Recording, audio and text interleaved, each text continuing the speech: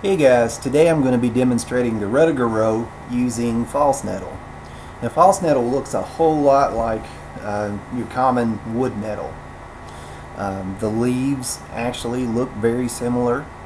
They got a very similar shape, lobe with serrations around the edges.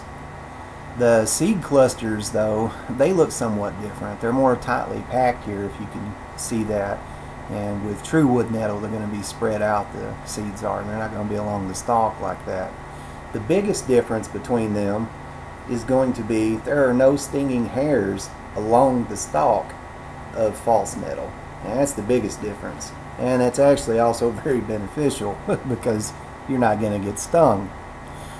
Guys, right here, all I've done today is I've selected about 6-7 good-sized plants, and I let them dry out in the sun today for about, I don't know, 3.5 hours, a little bit over 3.5 hours. A little bit of green still, but not enough to keep it from forming an ember. At least that's the way I felt. Here I'm just showing you that there are fibers there that you can collect just like you can from stinging nettle or wood nettle. They are a little bit sticky and green, but not really that much at all. The ashes I just took from an abandoned campfire that someone had put out, and although there was a little there that probably was questionable, these ashes here seem to be just like any others.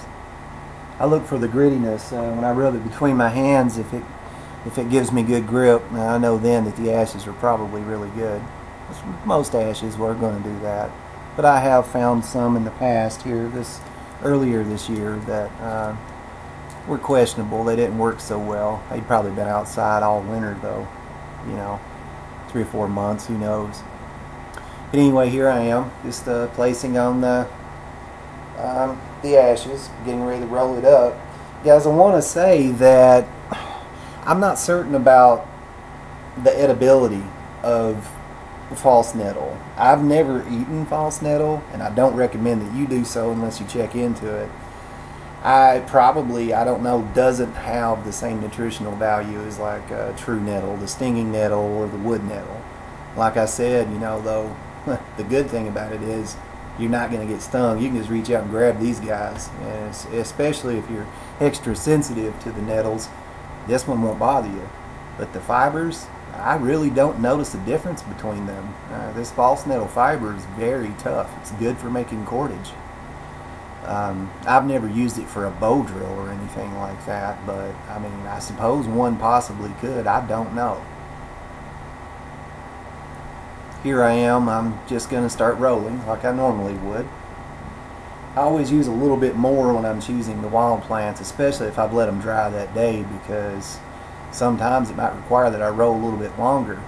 You'll see vapor and smoke coming out of these things when they got some moisture in them. Obviously so.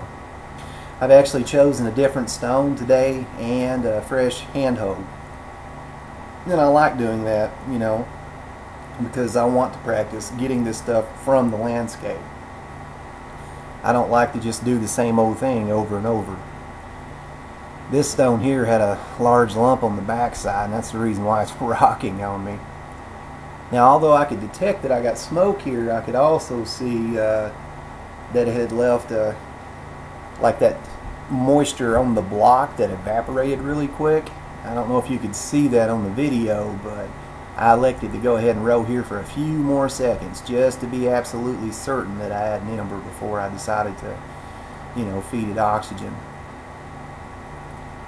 My camera today, because I took so many photos of wildlife and plants, actually cut off on me during the fire making process. I had made me a small campfire here, but that's okay. This phone doesn't really hold a whole lot of time. I don't think it has a lot of memory. Here I am just simply feeding oxygen to the roll.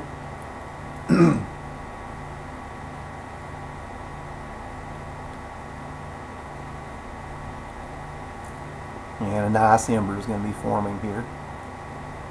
I don't know what it is, guys, but sometimes these damp fibers, they really are hot, It's just, I guess probably where I rolled it so long. Who knows, But like I said, I use a lot more fibers with the wild plants than I do with, say, like cotton.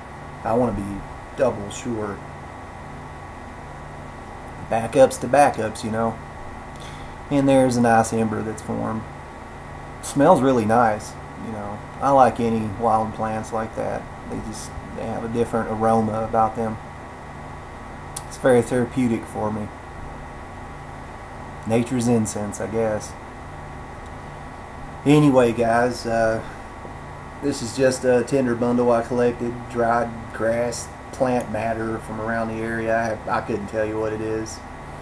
This video is going to cut out on me, guys, here in a few seconds, so, you know, I'm going to go ahead and close. But thanks for watching, and if you have any questions or comments, just post them below. Like I've said before, majority of my videos are for my own documentation and records in the event that my computer crashes. But you guys have a good evening, and you guys have a good night, and I'll catch you on the next one.